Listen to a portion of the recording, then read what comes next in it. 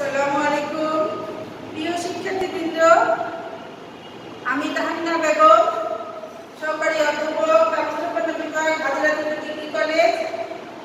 অনেকদিন তোমাদের সরাসরি ক্লাস নিতে না পারলেও বিভিন্ন সময়ে টাইমটা মিশে তোমাদের বিভিন্ন ক্লাস নিচ্ছি। আজকে আমার যে অধ্যায়টা পড়াবো সেটা হলো ব্যবসা সংগঠন বিষয়ে সেকেন্ড পেপার, যেটা ব্যবস্থাপনা, তার যে চ্যাপ্টার, সেই চ্যাপ্টারটা হলো পরিকল্পনা ও সিদ্ধান্ত গ্রহণ। এই চ্যাপ্টারে এই অংশটুকু পড়াবো, পরিকল্পনার ধাপ ও বা পদক্ষেপ, step, various steps of planning, স্টেপগুলো করব। কিভাবে পরিকল্পনা ধারাবাহিকভাবে গৃহীত হয়, যেই পরিকল্পনার উপর ভিত্তি করে পরিকল্পনাকারী তার কার্যফল লাভ করে। তাহলে চলো আমরা একটু দেখি। পরিকল্পনা হলো বর্তমানের কাজ। মনে আছে তো গত ক্লাসে যা বলেছিলাম? পরিকল্পনা হলো বর্তমানের কাজ। এই কাজটি হবে, সম্পন্ন হবে আগামীতে। তার মানে আগে আগে আমরা কিছু কাজ করি পরের কাজের জন্য। তো সেই পরিকল্পনাটা এলোমেলো, বিক্ষিপ্ত, বিশৃঙ্খল ভাবে হলে একরকম ফল আসবে, আর নিয়মতান্ত্রিক উপায়ে সুসংহত ভাবে যদি তৈরি হয় তাহলে আরেক রকম ফল আসবে, কাঙ্ক্ষিত ফলটা আসবে। সুতরাং ওই কাঙ্ক্ষিত ফল পেতে ব্যবস্থাপক বা প্রতিষ্ঠানের সর্বোচ্চ পর্যায়ে ব্যবস্থাপক বৃন্দ, সিদ্ধান্ত গ্রহণকারী বৃন্দ এই পরিকল্পনার কাজটি সম্পন্ন করে। চলো আমরা দেখি কিভাবে এই কাজটি ধাপে ধাপে অনুসরণ করে ফাইনাল প্ল্যানে গ্রহণযোগ্য মাত্রায় আসে। সেটা হলো এই, প্রথমে হলো পরিকল্পনা। এইখান থেকে সিরিয়াল ভবিষ্যৎ মূল্যায়ন হবে। প্রথম ধাপ, 1 নম্বর ধাপ, প্রথম কাজটা করতে হবে, ভবিষ্যৎকে মূল্যায়ন করতে হবে। এই মূল্যায়িত ভবিষ্যৎকে বেস করে একটা গোল, লক্ষ্য নির্ধারণ করতে হবে। সেকেন্ড কাজ। তৃতীয় কাজ হলো অনেকগুলো বিকল্প স্থির করতে হবে। ফোর্থ কাজ, বিকল্পগুলো, স্থিরকৃত বিকল্পগুলো ইভালুয়েট করতে হবে, মূল্যায়ন করতে হবে, এবং ওই মূল্যায়িত বিকল্পগুলো থেকে সবচেয়ে বেস্ট ওয়ান, সর্বোত্তম বিকল্পকে গ্রহণ করতে হবে। এইভাবে কাজগুলো করার পর একটা প্ল্যান তৈরি হবে, যে প্ল্যানটাকে আমরা বলতে পারি সহায়ক প্ল্যান। মিন্স টার্গেট কাজের সাথে লিংক রেখে আমার এই প্ল্যানটা যতক্ষণ পর্যন্ত এক্সিকিউশন বা বাস্তবায়ন না হয় ততক্ষণ পর্যন্ত এই পরিকল্পনাটার সার্বিক ব্যাপারটা অ্যাজ এ অক্সিলারি হিসেবে থাকে। অল্টারনেটিভ অনেকগুলো থেকে বেছে বেছে যখন আমরা করবো তখন এটাকে আমরা সহায়ক পরিকল্পনা হিসেবে করবো। দেখি তাহলে আসো আমরা একটা একটা করে বলি। ভবিষ্যৎ মূল্যায়ন যেটা করব সেটা কিসের বেসিসে করব? আমি এখানে একটা শব্দ লিখছি, তোমরা এটা বইয়ে পাবে। SWOT বিশ্লেষণ means S means strength,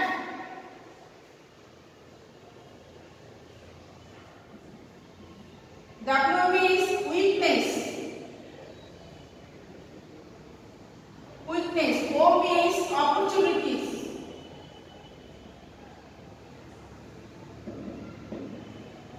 T means threats। বাংলায় যদি বলি, প্রতিষ্ঠানের যত রকমের শক্তিগুলো আছে, শক্তিসমূহ, দুর্বলতাসমূহ, সুযোগসমূহ, ভীতিসমূহ,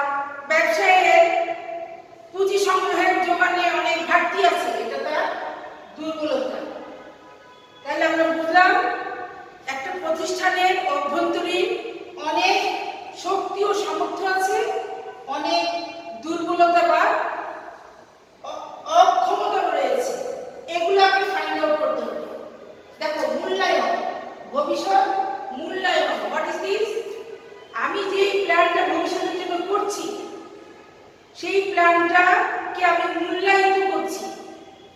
কিভাবে মূল্যায়িত করছি? আমার কি কি শক্তি সামর্থ্য আছে সেগুলোর উপর বেসিস করে, কি কি দুর্বলতা আছে সেগুলোর উপরে বেসিস করে, as well as আমার কতগুলো এক্সটার্নাল ব্যাপার আছে, এগুলো হলো এক্সটার্নাল, এটা হলো তোমার ইন্টারনাল, এটা হলো ইন্টারনাল, এটা হলো ইন্টারনাল ব্যাপার, এটা হলো এক্সটার্নাল ব্যাপার। যেমন সুযোগ, অপরচুনিটিস, সুযোগগুলো হতেও পারে নাও হতে পারে, সুযোগ রয়েছে। যেমন আজকে আমাকে যদি আমি যে প্রতিষ্ঠান গ্রহণ করেছি, আমার যে সুনাম আছে, সুনামটাকে যদি আমি কাজে লাগাই, আমাকে ব্যাংক লোন দিলেও দিতে পারে।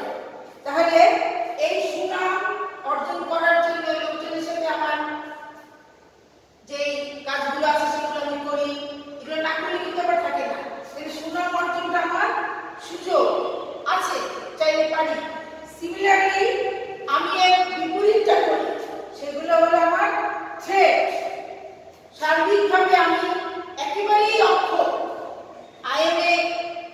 এটাকে কি বলবো, একদম সমাজে চিহ্নিত খারাপ মানুষ, আমার সাথে কেউ সুনামের সম্পর্ক করতে চাইবে না। So it is my threat. এইরকম বিষয়গুলো এক্সটার্নাল, কে আমার প্রতিযোগী আমাকে হারিয়ে ফেলবে, এই নানাবিধ বিষয়গুলোকে আমাকে মূল্যায়ন করতে হবে। রিমেম্বারিং, মূল্যায়ন। আগামীতে যে পরিকল্পনাটা প্রতিষ্ঠান করতে যাবে তার কর্মলক্ষ্য সাধনে, সেই লক্ষ্যের উপর ভিত্তি করে যেই সুযোগ সুবিধা আছে, যেই ত্রুটি বিচ্যুতি আছে, যে শক্তি সামর্থ্য আছে, এগুলোকে কি করতে হবে? মূল্যায়ন করতে হবে। তাই এটার নাম শর্ট অ্যানালাইসিস, এই কাজটার নাম শর্ট বিশ্লেষণ। এটা ব্যবসায়ী করে অথবা পরিকল্পনাবিদ এগুলোকে গণ্য করে। দেন সে কি করে? একটা গোল বা টার্গেট এটাকে নির্ধারণ করে।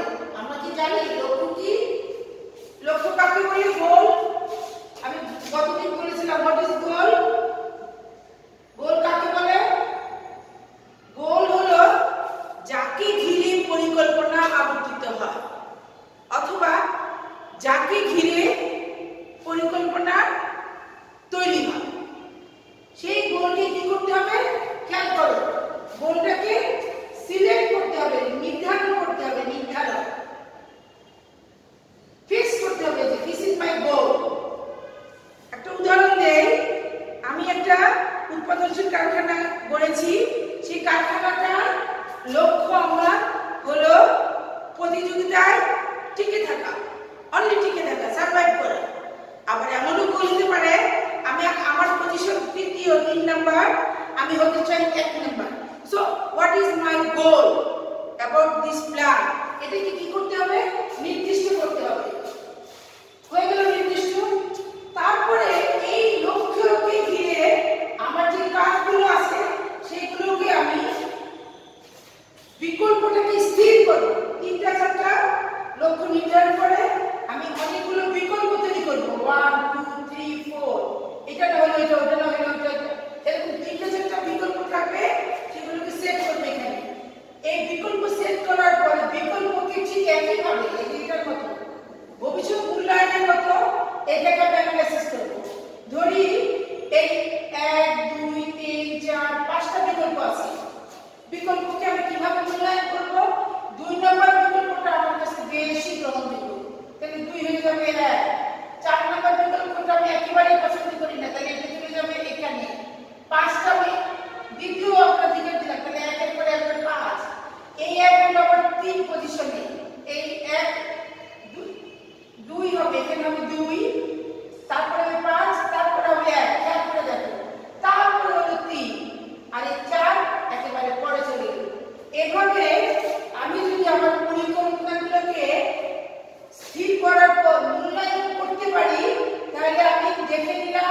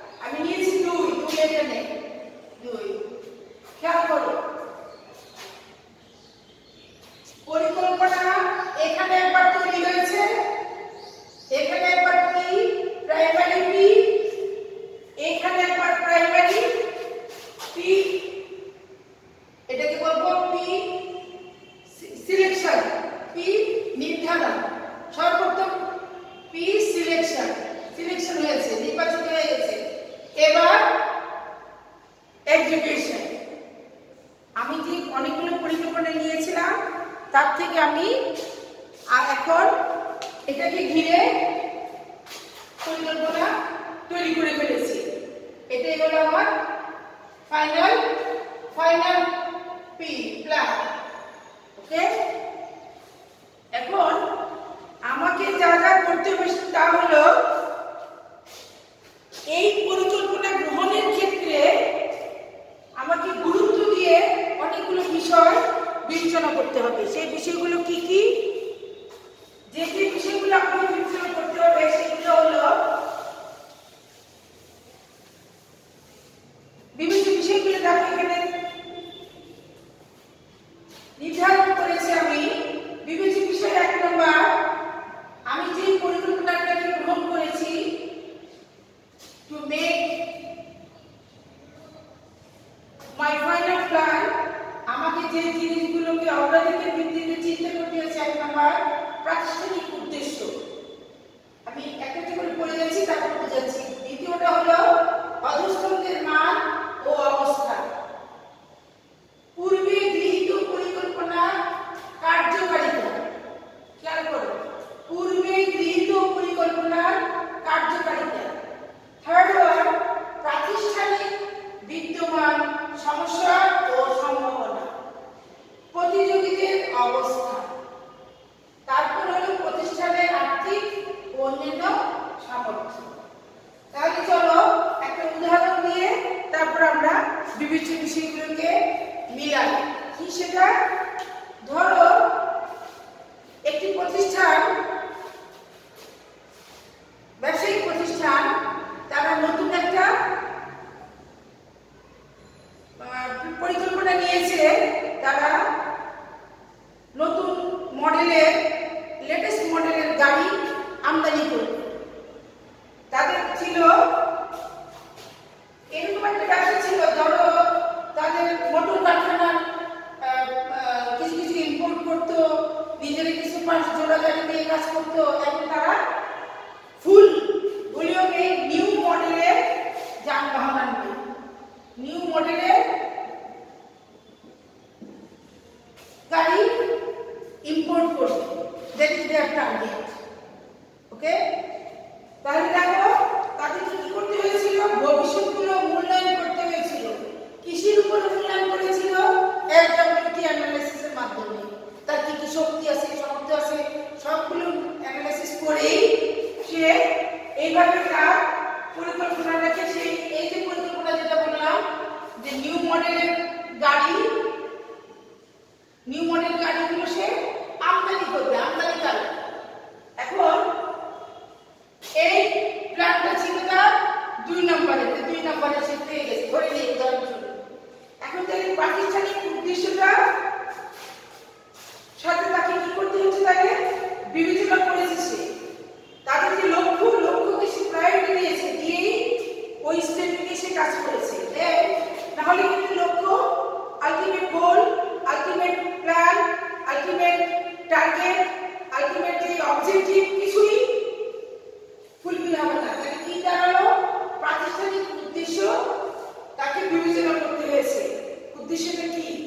ওই উদ্দেশ্যের সাথে সংগতিপূর্ণ কিনা, নাকি গাছে কাঁঠাল গোফে তেল, কিছুই হবে না এমন অসম্ভব চিন্তা যদি তার মধ্যে থাকে তাহলে হবে না। নিশ্চয়ই সে এই ব্যবসা পরিকল্পনার ক্ষেত্রে তার পূর্ব নির্ধারিত অনেক অভিজ্ঞতাগুলোকে গুরুত্ব দিয়ে ভবিষ্যতের জন্য সে এই পরিকল্পনাটা নিচ্ছে।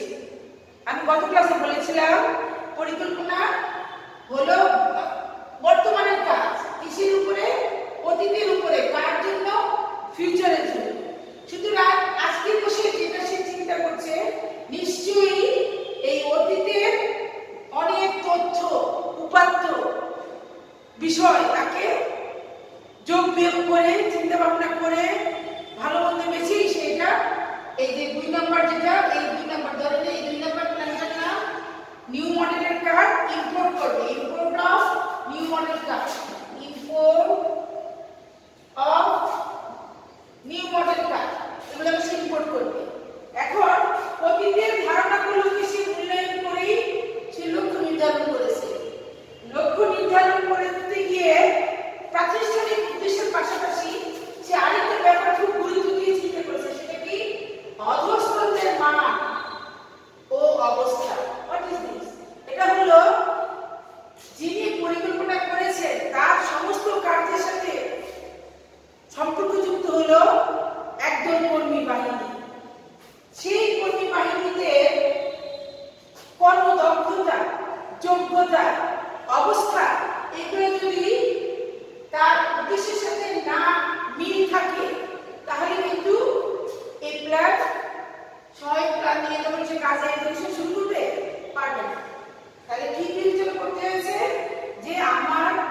কর্মী বাহিনী আমার এই পরিকল্পনার সাথে যারা যুক্ত তারা কি যথোপযুক্ত, নাকি তাদেরকে কোনো পরিবর্ধন সংযোজন লাগবে, এইগুলো সে বিবেচনা করবে।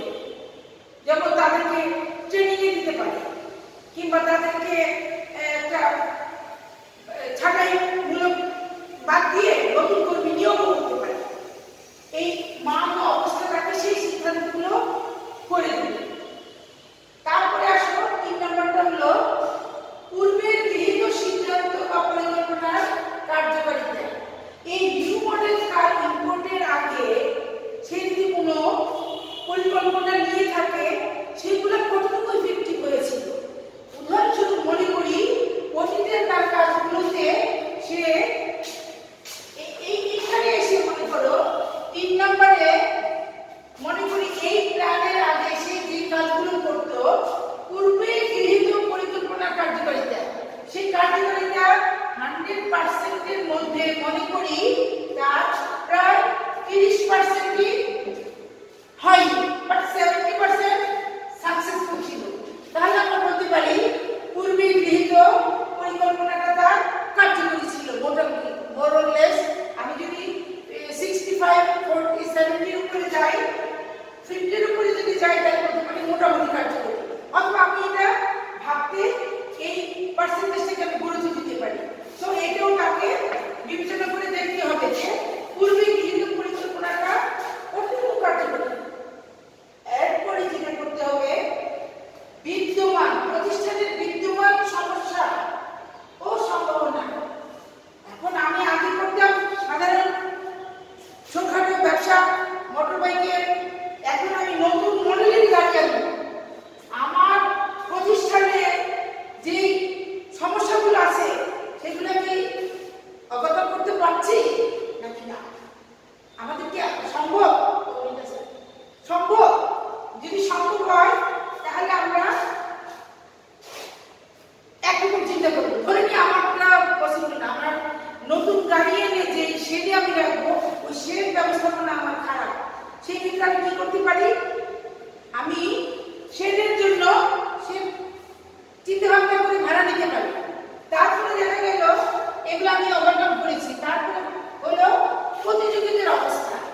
আমি যে কেবল ব্যবসা করছি এমন না তো, বাজারে এর আগে কেউ না কেউ এই ব্যবসা করছে। So they are my competitor. তাদেরকে হটিয়ে ওভারকাম করতে হবে আমার বিদেশের প্রফিট। সো এই জন্য আমাদের যা লাগবে তা হলো ওদের আমার প্রতিযোগীদের অবস্থা টের পাওয়া। প্রতিযোগীদের অবস্থা যদি আমি টের পাই তাহলে আমি পরে কাজটা করতে পারবো। ফাইনালি আমরা জানি প্রতিষ্ঠানের ব্যবসা প্রতিষ্ঠানের সামর্থ্য নির্ভর করে তার মূলধন বা পুঁজির উপরে বেশ অনেকখানি। এই তাই মূলধনকে বলা হয় অর্থ ব্যাপারটাকে বলা হয় ব্লাড সার্কুলেশন। মানুষের শারীরিক সক্ষমতার অনেক কিছু তার এই ব্লাড সার্কুলেশনের উপরে নির্ভর করে, অনেক অ্যাক্টিভিটিস।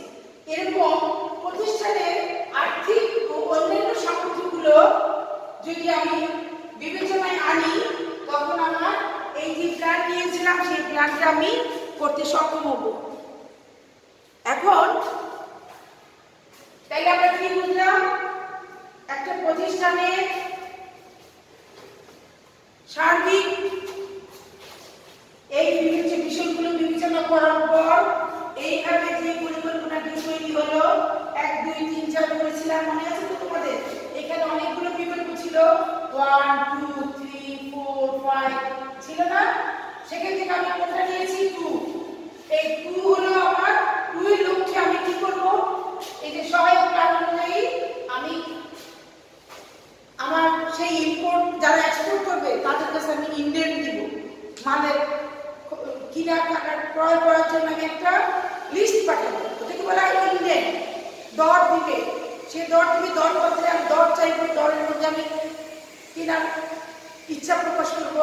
এই কাজগুলো হলো পরিকল্পনার বিদের প্রায়োরিটি ডিসিপ্লিন করতে হয়। তাহলে যদি সেটা না করে তাহলে কি হবে? বিশৃঙ্খল পরিকল্পনা তৈরি হবে। বিশৃঙ্খল পরিকল্পনা কখনোই তার সহায়ক পরিকল্পনাকে সাহায্য করবে না। সেই সেক্ষেত্রে তাকে কি করতে হচ্ছে, তাকে গুরুত্ব দিতে হচ্ছে পরিকল্পনার এই বিভিন্ন বিষয়গুলোর উপরে, তবে সে তার লক্ষ্য বাস্তবায়নে অবলম্বন করবে। তাহলে আমরা একটা কিছু বলতে পারি, এখান থেকে আমরা কি শিখলাম, খেয়াল করো কি কি শিখলাম। আমি দিচ্ছি, তোমরা এটাকে খেয়াল করার চেষ্টা করো। ব্যবস্থাপনা কিন্তু সিস্টেমেটিক, প্ল্যান ও সিস্টেমেটিক, প্ল্যান ও সিস্টেমেটিক। কারণ সিস্টেমেটিক সবকিছুই লক্ষ্য অর্জনে সহায়ক হয়, আর নিয়মতান্ত্রিক আর স্থায়ী পরিকল্পনা বেশি সুফল হয়। এই নিউ মডেল কারের জন্য কেনার জন্য যে প্ল্যান সে করেছে, ধরে নিয়ে এরকম একটা কারখানা প্রায় সময় এগুলো করে, সবসময় না হলেও অনেক সময় এগুলো করে। তো সেগুলোকে করে আমরা বলতে পারি ওই ক্ষেত্রে হলো নিয়মতান্ত্রিক, সিস্টেমেটিক হলো নিয়মতান্ত্রিক ও স্থায়ী। স্থায়ী পরিকল্পনায় এই ধাপটি বেশি কার্যকরী, আর একার্থক ও জরুরি, একার্থক বা জরুরি জরুরি পরিকল্পনায় ততটা কার্যকরী হয় না। এই স্টেপটা কার্যকরী কম হয়। আবার বলছি, প্ল্যান একটা সিস্টেমেটিক কাজ। এই সিস্টেমেটিক কাজ কোন ক্ষেত্রে বেশি প্রযোজ্য, নিয়মতান্ত্রিক এবং স্থায়ী পরিকল্পনা মেলায় এই প্রসিডিউরটা বেশি কার্যকরী। আর একার্থক এবং যখন যে কোনো সময় ইমার্জেন্সি নিড ফুলফিলের জন্য এইরকম স্টেপিং পরিকল্পনা সুযোগ কম। তাহলে আমরা একটা জিনিস বুঝতে পারলাম, একটা প্রতিষ্ঠানে অনেক রকম প্ল্যান হয়, কোনোটা স্থায়ী, কোনোটা একার্থক, কোনোটা ইমার্জেন্সি ইত্যাদি নানা নামে আছে। তাহলে আমাদের কি জানতে হবে, ভ্যারাইটিজ অফ প্ল্যান।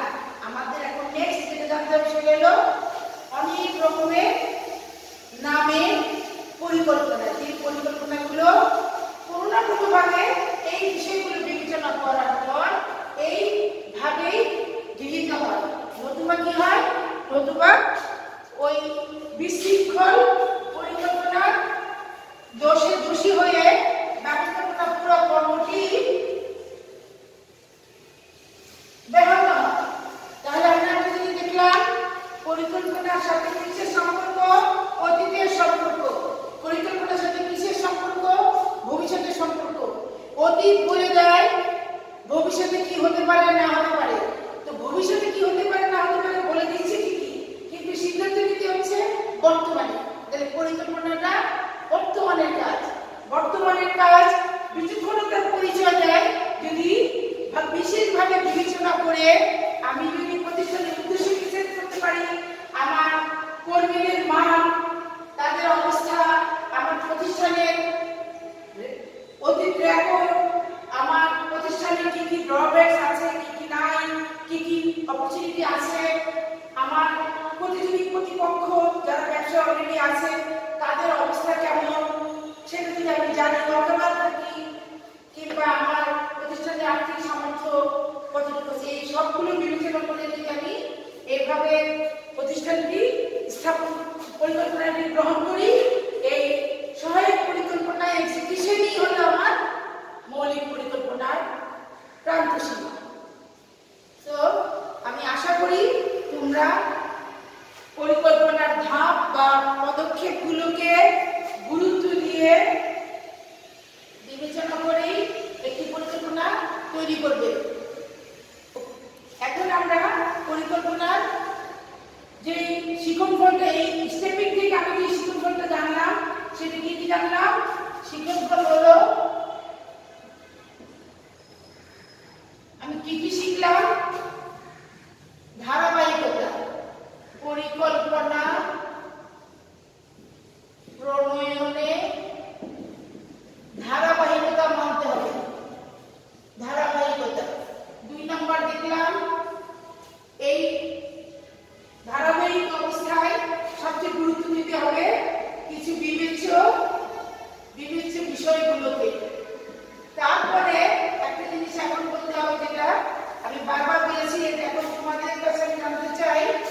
বারবার বলছি অতীতের উপর, অতীতের উপর বর্তমান ভর করে ভবিষ্যতের জন্য। এই সিনটার নাম হলো,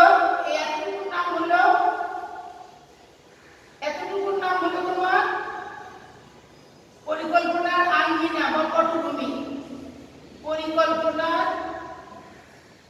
আঙ্গিনা বা পটভূমি, ঠিক আছে। আর ভবিষ্যতে যেটা করব আঙ্গিনার উপর ভর করে, এটা হয়ে গেল পরিকল্পনা। তাই তোমাদের পরীক্ষায় প্রশ্ন থাকে পরিকল্পনার আঙ্গিনা কি? পরিকল্পনার আঙ্গিনা হলো যেই পটভূমি অতীতের উপর ভিত্তি করে বর্তমানে কাজটি করে, ওই পটভূমিটাই হলো পরিকল্পনার আঙ্গিনা। এরিয়া, টোটাল থিম অফ পরিকল্পনা। যেখান থেকে শুরু নিউ মডেল কারেন্টের যে সূচিটা তার হয়েছিল এই বেসিসের উপরে। তাহলে আমরা কি শিখলাম? পরিকল্পনার আঙ্গিনা বা পটভূমি। পরিকল্পনার আঙ্গিনা বা পটভূমি। পরীক্ষায় অনুধাবনমূলক প্রশ্নে এই প্রশ্নটা থাকে, পরিকল্পনার আঙ্গিনা বলতে কি বোঝায়? পরিকল্পনার আঙ্গিনা বলতে অনেকে মনে করে যে এরিয়াতে পরিকল্পনাটা বাস্তবায়িত হবে, এটা বলা যায়, কিন্তু মূল কথা হলো যেখান থেকে পরিকল্পনাটা, যেই আঙ্গিনায় পরিকল্পনাটা গড়ে উঠেছে, তাই অতীত ও বর্তমান হলো পরিকল্পনার আঙ্গিনা বা পটভূমি। তো আমাদের আজকে শিক্ষণ মৌলিকভাবে আমরা পরিকল্পনা ও সিদ্ধান্ত গ্রহণ চ্যাপ্টারে যে পদক্ষেপ জানলাম, সেই পদক্ষেপের ধারাবাহিকতা এবং বিভিন্ন বিষয় গুরুত্ব দিয়ে আমি সঠিক পরিকল্পনা বাস্তবায়ন করতে পারবো। আর ওই পরিকল্পনা আমাকে আউটকাম এনে দেবে যে পরিকল্পনা অবশ্যই ধারাবাহিকভাবেই তৈরি হয়। তাহলে আমরা পরবর্তীতে যে চ্যাপ্টারটা শিখবো সেটা হলো পরিকল্পনা। অনেক রকমের পরিকল্পনা আছে। আমরা নেক্সট ক্লাসে পরিকল্পনার প্রকারভেদগুলো দেখব, কারণ এখানে আমরা পরিকল্পনার বন্ধ পেয়েছি যে একার্থক, এবং আমি নোটে বলেছিলাম একার্থক, স্থায়ী, নিয়মতান্ত্রিক, এই গন্ধগুলোর কারণে আমাকে পরিকল্পনার প্রকারভেদ জানতে হবে। আমি আশা করব তোমরা বই পড়বে, বইয়ের মধ্যে পরিকল্পনার প্রকারভেদগুলো ক্লিয়ারলি দেওয়া আছে। তোমরা একটু হোমওয়ার্ক করবে, তারপর আমি যখন পুরো চার্টটাকে দিব, একটা ছকের মধ্যে দেখবো কোনগুলো একার্থক, কোনগুলো স্থায়ী, কোনগুলো নিয়মতান্ত্রিক, কোনগুলো অনিয়মতান্ত্রিক, সবগুলোকে আমরা কতগুলো ক্লু দিব। ওই ক্লু দিয়ে ঘুরে আমরা ছকের মধ্যে সেট ডাউন করবো কোনটা কোন ধরনের পরিকল্পনা। এই ব্যাপারটা বুঝতে হলে তোমাকে এই আগে অংশগুলো তোমাকে বুঝতে হবে। পরিকল্পনা কি, পরিকল্পনা কিভাবে তৈরি হয়, পরিকল্পনা তৈরিতে কি কি জিনিস বিবেচনা করতে হয়, না করলে যে প্রবলেমগুলো হয়, করলে কি সুবিধাগুলো হয়, এবং ফাইনালি অনেক রকমের পরিকল্পনা যে রয়েছে সেই পরিকল্পনাগুলোকে আমি কিভাবে বাস্তবায়ন করব। তো আশা করি তোমরা আমার লেকচার ফলো করছো।